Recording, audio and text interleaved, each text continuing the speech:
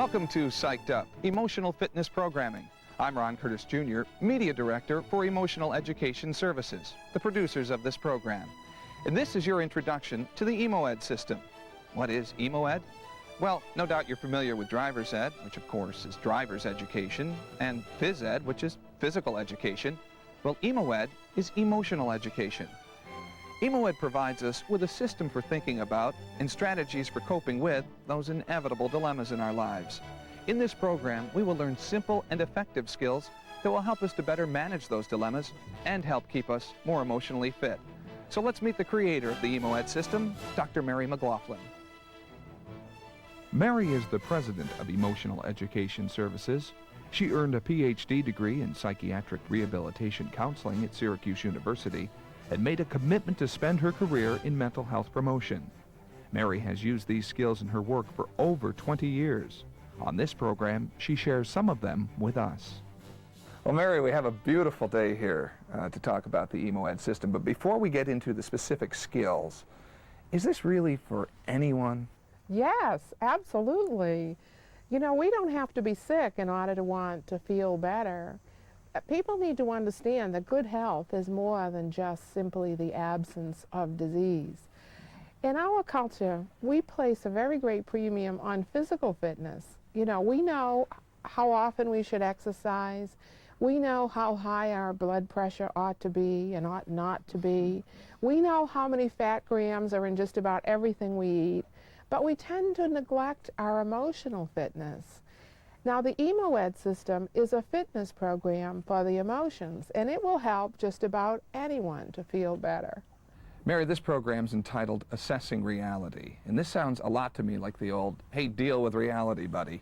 It seems that we all deal with reality on a daily basis, so what exactly do you mean by that? Well, yes, we do all deal with reality on a daily basis, but we don't do a great job of assessing very accurately what's really going on. You know, we have some built-in tendencies like a vivid imagination and some built-in mechanisms like denial, which act as filters, and they tend to distort our perception of what's really going on. That's why the cornerstone of the EMOed system is assessing reality. And in this program, we're going to teach the viewers how to assess it more accurately so that they can make reasoned choices about what they're going to do. So, denial ain't just a river in Egypt. No, and just my imagination is not an innocent little song. Can get us into some trouble.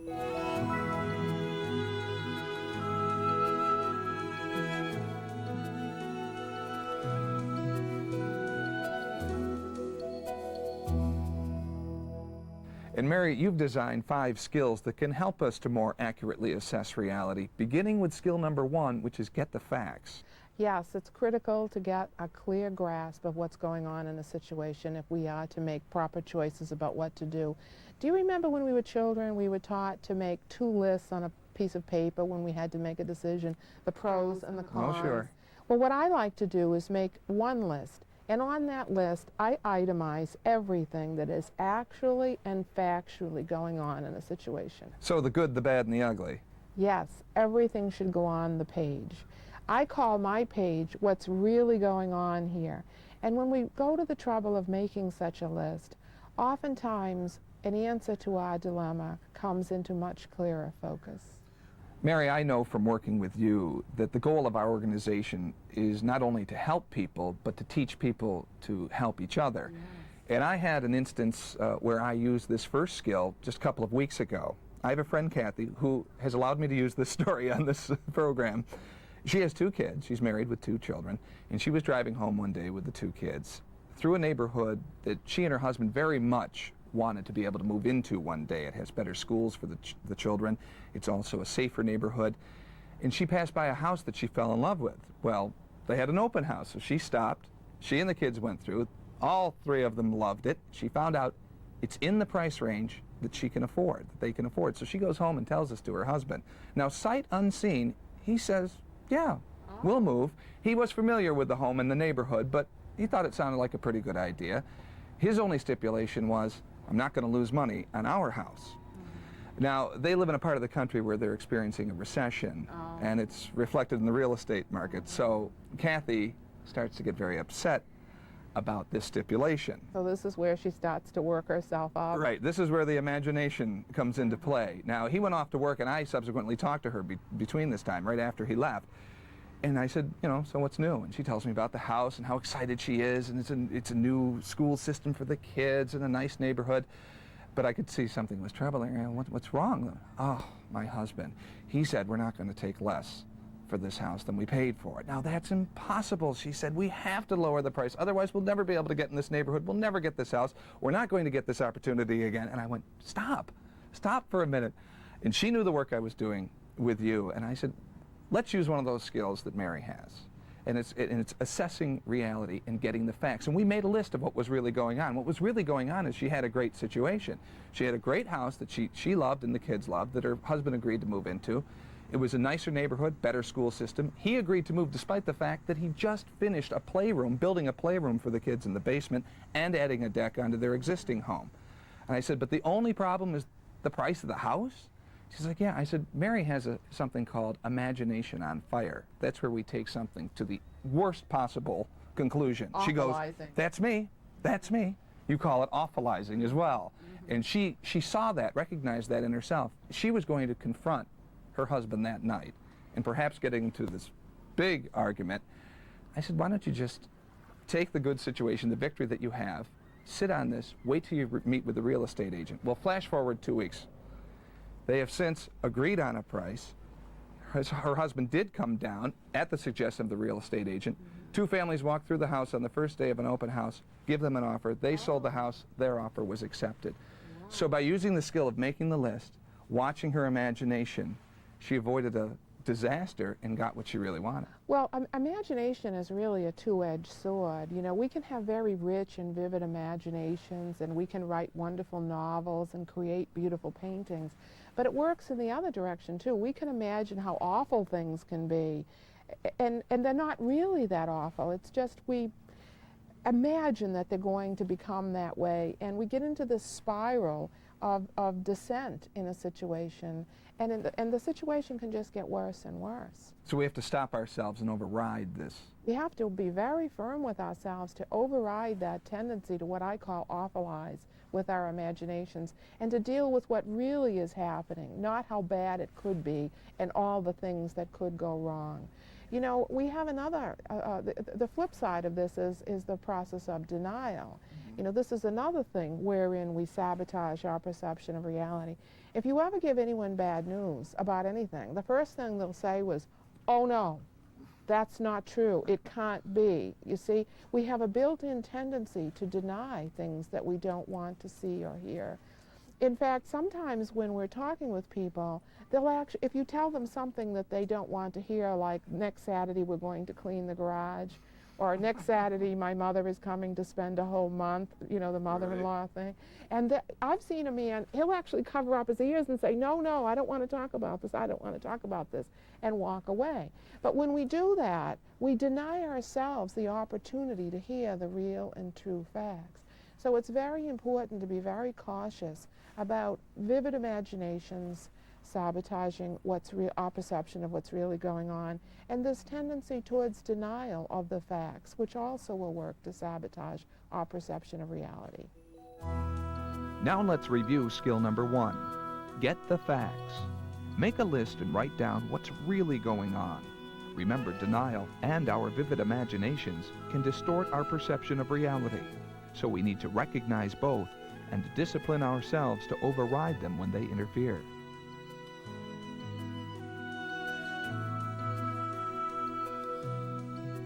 Now, Mary, that brings us to skill number 2, which is watch what people do in addition to what they say. This is a very important skill. A lot of times we work hard to pay close attention to what people say to us, especially if we're learning listening skills, but we don't pay as much attention to what people do, and many times their behavior is far more revealing than anything that they say to us. I know you have a great story to illustrate this skill. I think this is a universal story. A lot of us can relate to this. I know a woman who had a relationship with a guy in high school for about 4 years. But when they both graduated, they went their separate ways and the relationship broke off. Well, recently, 10 years since then, They ran into each other in a bagel shop and rekindled the romance for the summer. Now, he took a job out of state. And from what I know, he knew he was going to take a job out of state when he rekindled the romance, but nonetheless, he doesn't call nearly as frequently as he used to. She calls him, he doesn't return her calls. She was going to go to visit him. Can I come down this weekend? He says, oh yeah, but I'm not going to be in town. I have work to do and I have to travel, but stay with some friends. They had some mutual friends there. Well, then she caught wind that he was going to come back to her hometown. And she was starting to get nervous because the weekend he was supposed to come, he hadn't called her and told her he was coming back.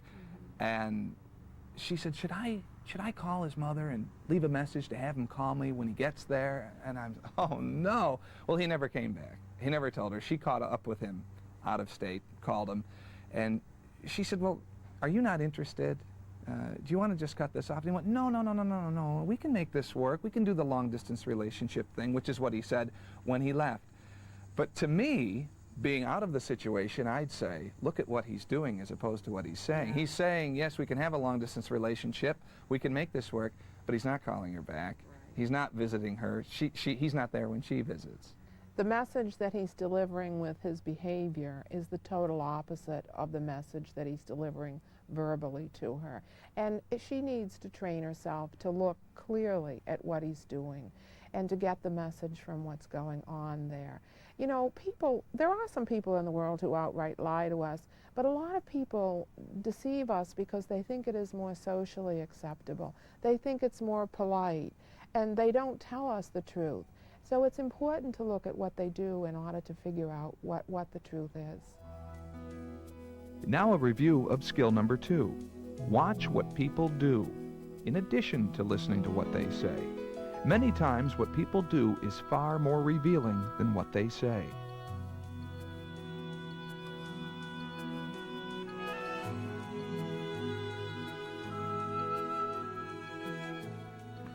Mary, skill number 3 is behavior is the best predictor of behavior. This is a wonderful skill. People's past behavior is a very good predictor of their future behavior. People tend to behave the same way over and over again, unless there's some kind of a dramatic intervention, like they went to Alcoholics Anonymous, or they had a religious conversion, or a long period of psychotherapy, or some other major kind of intervention. Otherwise, their behavior is pretty predictable. I can give you an example of that. I spoke with a man not too long ago who discussed with me his family's habit of having a family reunion every year at Christmas time. And each year the family, a large group of them, goes to a restaurant and they all have dinner together and they exchange gifts. And there's one older aunt who drinks too much. And the more she drinks as the evening progresses, the louder she becomes. If you've ever heard someone like this in a restaurant, you know how annoying it can be. Towards the end of the meal, she'll just have this loud, hoarse laugh. And other patrons in the restaurant will turn around, and it's very embarrassing to the other family members. And in addition to that, when she's ready to leave, she'll ask the waiter or the waitress to package up everyone's leftovers for her to take home. No. And in addition, she'll ask to have the bread and the rolls and the butter, little pats of butter packaged up. So everyone becomes very embarrassed at this behavior. And every year they hope that she'll behave better. But you see, hope is another one of those filters. And every year she behaves exactly the same, you see. But hope is another one of those filters which can serve to distort reality. The reality is she's highly likely to behave that way again next year. And if we face the truth of the situation, we can protect ourselves a little bit. In that situation, the family could go to a restaurant that would have a private dining room. A lot of restaurants can offer that.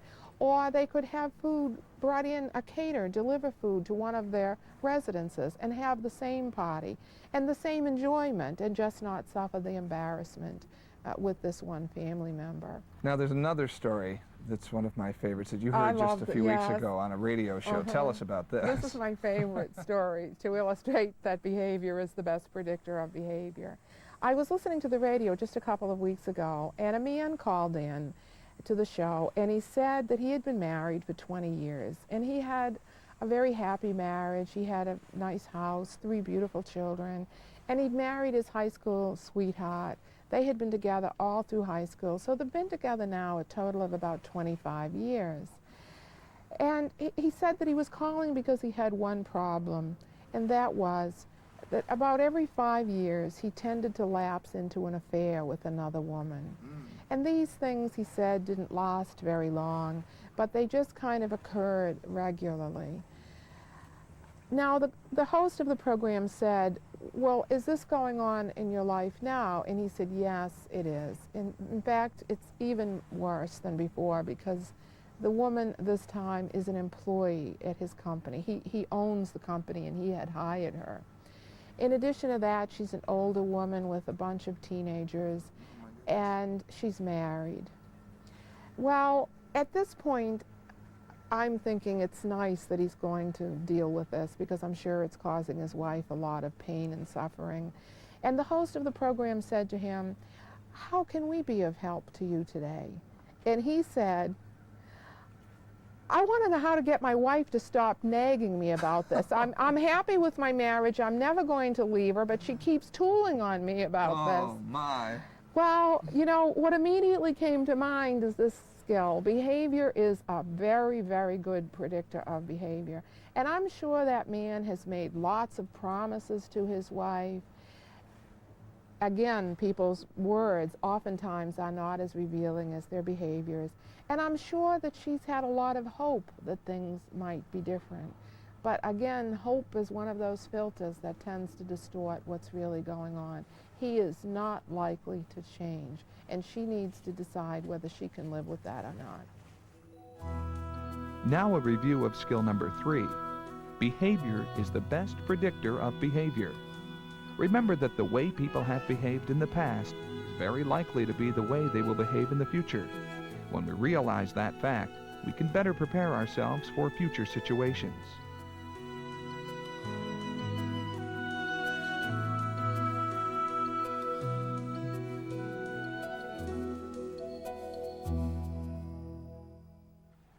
Mary, we're now up to skill number 4, which is question motives. Well, this is an important skill to discuss, particularly after the last one. We just spoke about behavior being the best predictor of behavior. Now, sometimes there are occasions in life where an individual's behavior might be quite dramatically different from before. And I think in those instances, we have to ask ourselves, why are these people behaving differently? And in particular, why are they behaving differently at this time? Because it's usually a time-related event that precipitates the change in behavior. Well, then I have a story for you. This happened to 2 women that I've worked with. They share the same experience. I'm sure this is not atypical for many women around the country, but they were both married at an early age, both had sons, and both ended up getting a divorce. Now, their husbands left, moved out of state, and had very little contact with these sons for over 20 years, and very little support was given. Now, if you flash forward 20 years, they have since graduated from very prestigious colleges, which the tuition was provided by the mothers, not the fathers, and both attained very important, well-paying jobs. Well, suddenly, the husbands are calling now, and they're calling the sons. And the sons are very happy about this, of course, because now their fathers are back in their lives. Well, the women in this story did question the motives. They knew why they were coming around, but the sons were just glad to have their fathers take some time out and care about them again. What do you think about that story? Well, I think that's an excellent illustration of the kind of thing we're talking about with this skill. We need to ask, when there is a dramatic change in someone's behavior, as there is in the cases which you just described, we need to ask ourselves why this behavior is changing, and why is it changing at this time? Because it's usually related to some event, like the successful careers these children have. You know, we read a lot in the newspapers and in the popular magazines about sports figures, and they become famous athletes, and sometimes you'll read about a parent who came out of the woodwork after many years. And actors and actresses, this happens to a lot. You know, they'll be in a film and be very successful, and the next thing you know, some long-lost parent will be giving interviews to the press. And I think the children need to be, of these parents need to be careful. There's always a part of them that wants that missing parent to love them and to approve of them. And they're very vulnerable to overtures from these kinds of parents.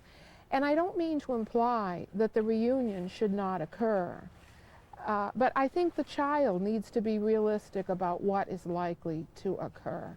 You know, and I think that if this child asks himself or herself, what is the motive of this reunion and why is it happening at this time, I think he'll go into it with a much clearer picture of what's going on and be less likely to be emotionally traumatized again.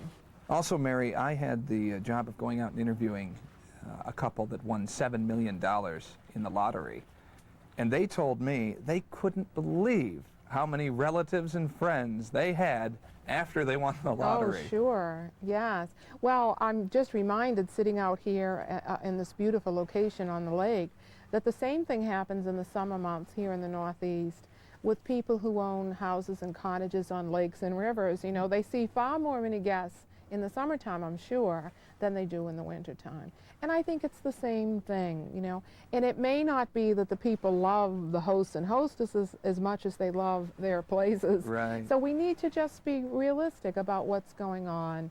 Not that we shouldn't invite these guests and enjoy their company, but we should be clear about what the agenda is. And I think we're less likely to be disappointed if we're clear about what's going on. Now let's review skill number 4, question motives. We have to ask ourselves, why is this person doing this? And why is this person doing this at this time?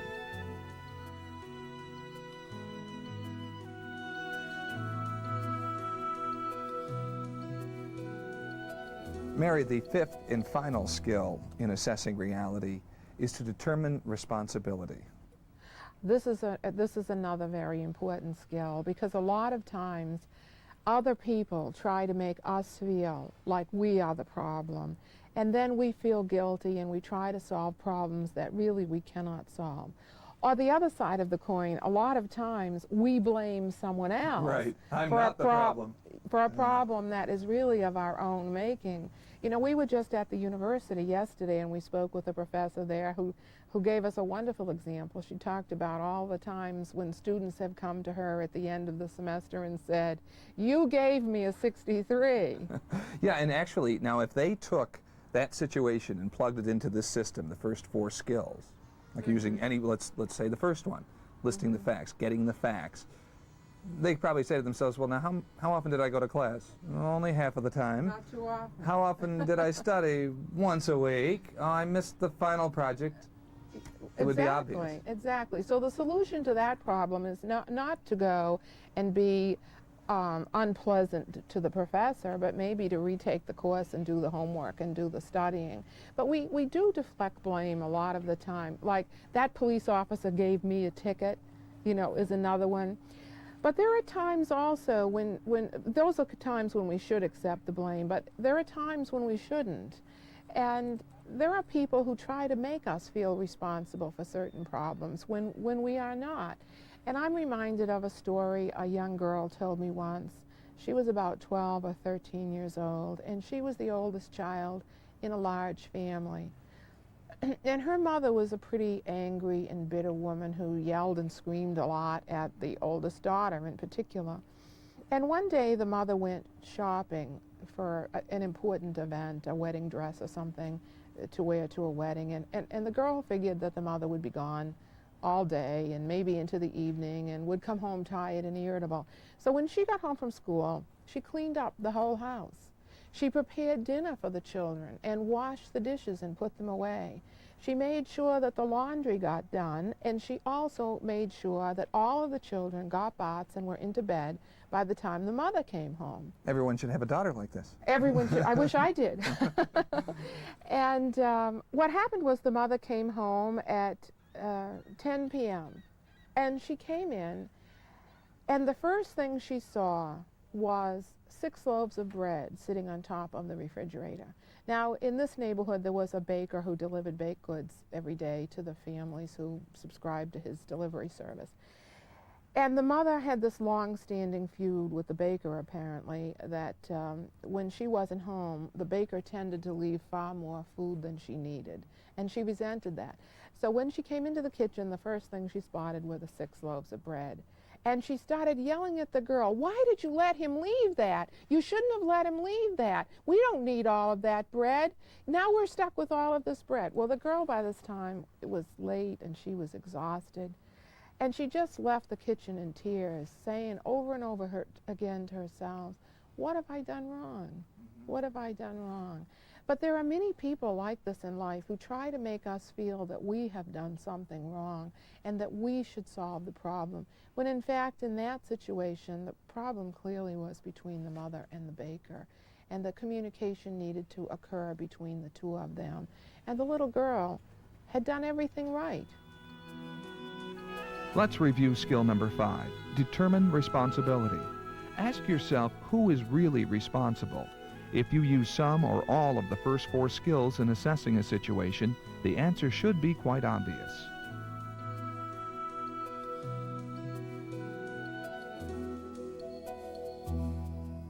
Mary, it occurred to me after reviewing these 5 skills that what you're asking us to do in these particular dilemmas is to set our emotions aside for a moment and take a good hard look at what's really going on. It's very important to experience our emotions, to really feel our emotions, and to appreciate our emotions. And they are a very good barometer as well of what actually is going on, how we feel about it. But when it comes time to make a decision about what to do, I think it's useful to temporarily set aside our emotions so that we can make a more considered and rational decision about what would be a useful thing to do in this situation. Using the EMOed system, people can learn to act rather than to react. And in doing so, they will learn to live even more emotionally fit lives. The skills we've learned in this program are extremely effective. When used properly, they can help us live even more emotionally fit lives. So let's review these skills now. Skill number 1, get the facts. It's difficult to assess a situation if we don't know the facts of the situation. So make a list of what is really going on and override denial and awfulizing. Skill number 2, watch what people do. We must listen to what people say as well, but oftentimes what someone does is far more revealing. Skill number 3, behavior is the best predictor of behavior. Remember that the way people have behaved in the past is very likely to be the way they will behave in the future. Skill number 4, question motives. When questioning a person's motives, ask yourself, why is this person doing this? And why is this person doing this at this time? And skill number 5, determine responsibility. Determining who's responsible for a given situation can be achieved by using some or all of the first 4 skills in assessing reality. We have to remember not to be too quick to blame ourselves or someone else. We have now been introduced to the basics of the EMOed system. Assessing reality is the first step. Our success with the EMOed system depends on our understanding that we can learn to be emotionally fit and subsequently change how we think, behave, and ultimately how we feel. Review this program frequently and put the skills into action in your life and in the lives of the people closest to you. Once those skills become habits, they'll help keep you more emotionally fit and feeling psyched up. For Dr. Mary McLaughlin and Emotional Education Services, I'm Ron Curtis Jr.